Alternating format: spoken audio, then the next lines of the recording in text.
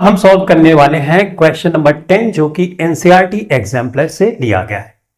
ये क्वेश्चन मैंने इस क्लास में इसलिए इंक्लूड किया कि इस क्वेश्चन में बड़ा कंफ्यूजन है कि आंसर कौन सा करेक्ट है। तो सबसे पहले हम करेक्ट आंसर निकालेंगे और उसके बाद एक्सप्लेन करेंगे कि एनसीईआरटी एग्जाम्पलर में जो पार्शियली इनकरेक्ट स्टेटमेंट दिया गया है वो क्यों गलत है, उसका एक्सप्लेनेशन देंगे तो आपको क्लियर हो जाएगा कि आंसर कौन सा आपको करेक्ट चूज करना है। क्वेश्चन है, in the following circuit figure 12.2 heat produce in the resistor और combination of resistors connected to 12 volt battery will be. इसमें हमको बताना है कि कौन से सर्किट में ज्यादा हीट प्रोड्यूस होगी। अब हम फार्मूला तो वो लगाएंगे जिससे आसानी से हीट हम निकाल सके। यहां पे रेजिस्टर दिया गया है और वोल्टेज दिया गया है, राइट।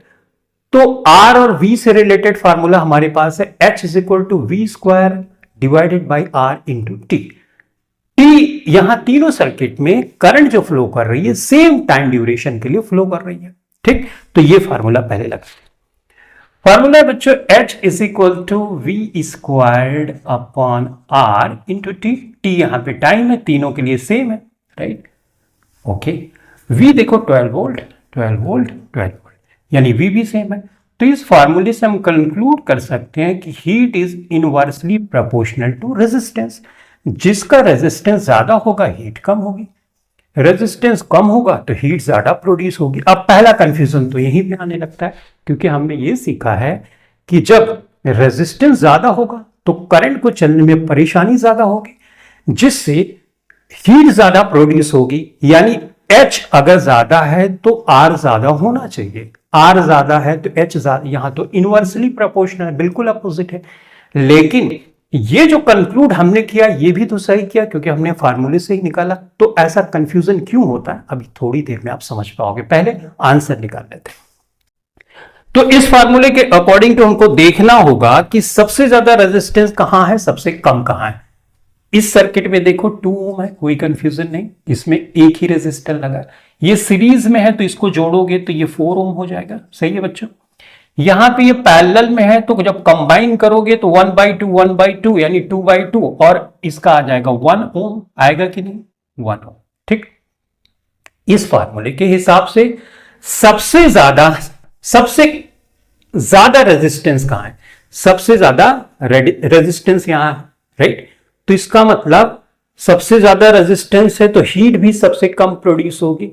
तो यानी फिगर नंबर 2 में सबसे कम हीट प्रोड्यूस होगी ये। अब उससे ज्यादा हीट कहां प्रोड्यूस होगी, जो उससे ज्यादा रेजिस्टेंस होगा, इससे कम रेजिस्टेंस होगा तो यहां पे है। तो इसका मतलब ये पहली वाली फिगर में हीट इससे ज्यादा, और सबसे ज्यादा हीट कहां प्रोड्यूस होगी, सबसे ज्यादा हीट फिगर नंबर 3 में प्रोड्यूस होगी। यानी सबसे ज्यादा हीट यहां पे प्रोड्यूस होगी क्योंकि रेजिस्टेंस की वैल्यू कम है इसमें इक्विवेलेंट, तो हीट ज्यादा प्रोड्यूस होगी। इस वाले रिलेशनशिप से हमने कंक्लूड किया। तो आंसर क्या होगा कि मैक्सिमम हीट यहां प्रोड्यूस होगी, उसके बाद यहां पे प्रोड्यूस होगी और मैक्सिमम यहां पे प्रोड्यूस होगी, फिर उससे कम जो प्रोड्यूस होगी इसमें होगी और सबसे कम इसमें प्रोड्यूस होगी। और ये बात हमने कंक्लूड इस वाले रिलेशनशिप से, और यही आंसर भी करेक्ट है। अब कंफ्यूजन क्या आता है कि जो रेजिस्टेंस होता है वो डायरेक्टली प्रोपोर्शनल होता है हीट के। ये कहां से हम कंक्लूड करते हैं, इस वाले फार्मूले से हम कंक्लूड करते हैं। ओके, ये वाला formula H is equal to I square RT, यही फार्मूले से कंक्लूड करते हैं, ठीक है बच्चों, सही है। यहां पे देखो R के डायरेक्टली प्रोपोर्शनल H है, I के डायरेक्टली प्रोपोर्शनल H है। यहां पे मिस्टेक ये करते हैं, हम रेजिस्टेंस को देखते हैं लेकिन ये भूल जाते हैं यहां पे करंट भी है।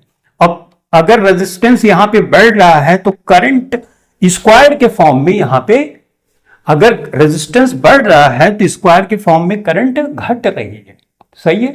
तो इसका मतलब हमने एक फैक्टर को ध्यान में रखा मगर ये भूल गए कि हीट I के स्क्वायर के फॉर्म के डायरेक्टली प्रोपोर्शनल होती है। तो चलो इसको सॉल्व करके देखते हैं। अब देखो, पहले हम इसमें हीट निकालते हैं, इस वाले में, इस फार्मूले की हेल्प से, ठीक। तो इसके लिए अपने को रेजिस्टेंस तो पता ही हो गया, करंट ही निकालना पड़ेगा। तो current V is equal to, marker ले लेता हूं दूसरा, हाँ, तो करंट पहले निकालते, करंट इसका निकालते। तो V इज इक्वल टू बच्चों I इंटू आर होगा, राइट। तो I बराबर क्या होगा, V अपॉन आर हो गया, ठीक है, ओके।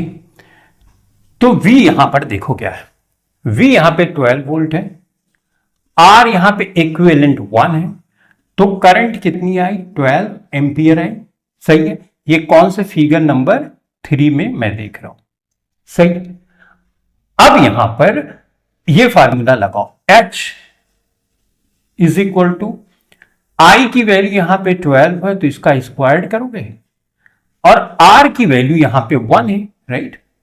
और T की वैल्यू हर जगह सेम है तो इसको एक्सक्लूड ही कर देते हैं, मान लो 1 सेकेंड के लिए, या कुछ भी मान सकते हो, फिलहाल सेम है तो इसका कोई ज्यादा इफेक्ट तो पड़ेगा नहीं क्योंकि हर जगह सेम का मल्टीप्लाई हो गया।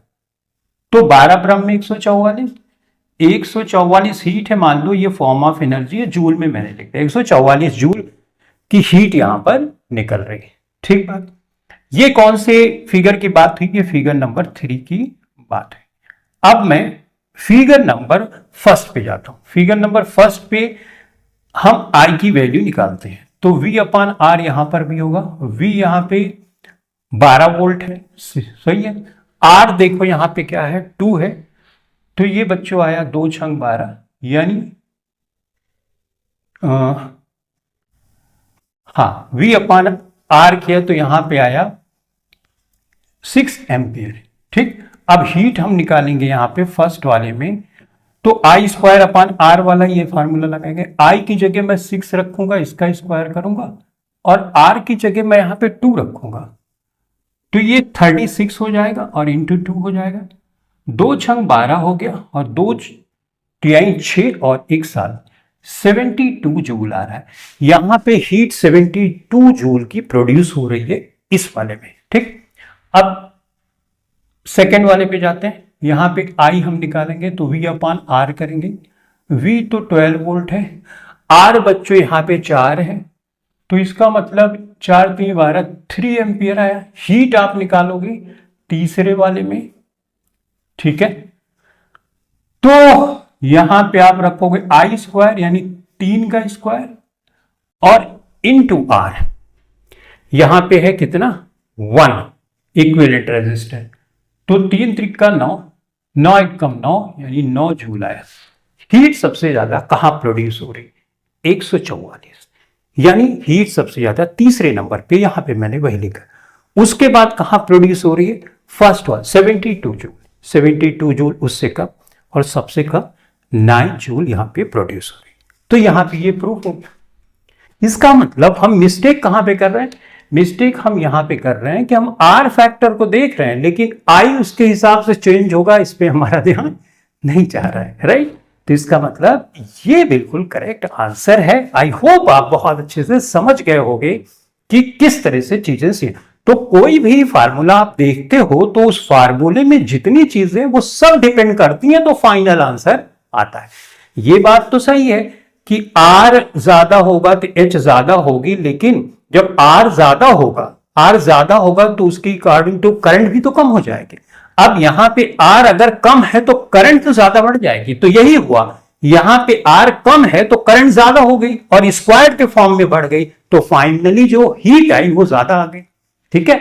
तो बातें आई होप समझ गए होंगे, नहीं समझ पाओ तो थोड़ा सा पीछे जाना, वीडियो में दोबारा से देखना, बहुत अच्छे से समझ में आ जाएगा। तो चलो